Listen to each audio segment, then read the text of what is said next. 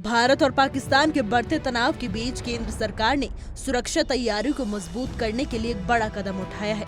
7 मई को देश के 244 जिलों में मॉक ड्रिल आयोजित किया जाएगा।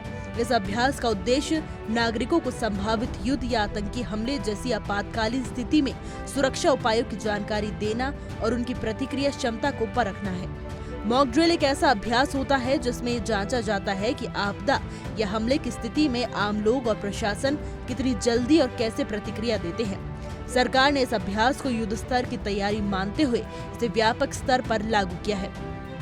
इस तरह की मॉक ड्रिल देश में अंतिम बार 1971 में आयोजित की गई थी, जब भारत और पाकिस्तान के बीच युद्ध हुआ था।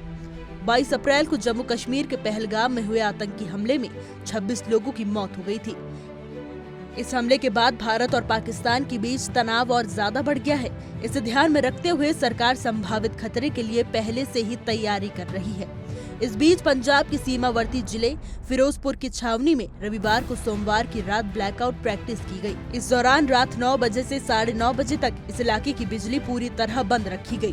ब्लैकआउट एक्सरसाइज का उद्देश्य ये जांचना होता है कि अगर दुश्मन देश हवाई हमला करता है तो रोशनी कम कर इलाकों को कैसे सुरक्षित रखा जा सकता है। अंधेरे में लक्ष्य भेदना हमलावर के लिए मुश्किल हो जाता है।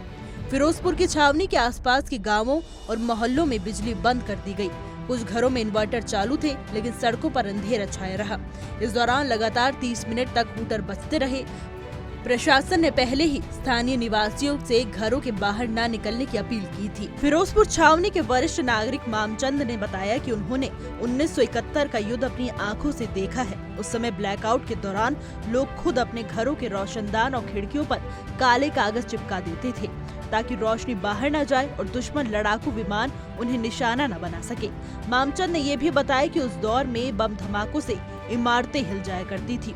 एक अन्य स्थानीय निवासी सुशील गुप्ता ने बताया कि पहले जब ब्लैकआउट की घोषणा होती थी तो लोग स्वतः लाइटें बंद कर देते थे, लेकिन अब कई लोग इन्वर्टर या जनरेटर के सहारे घरों में लाइटें जलाए रखते हैं, जिससे पूर्ण ब्लैकआउट लागू करना मुश्किल हो जाता है। फिर भी प्रशासन ने लोगों को युद्ध जैसी स्थिति के लिए तैयार रहने और सेना के निर्देश का पालन करने के लिए जागरूक किया है।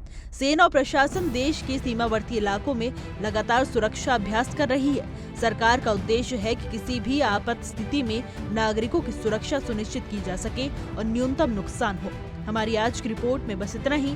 कैसा लगा आपको हमारा वीडियो, कमेंट करके जरूर बताइएगा।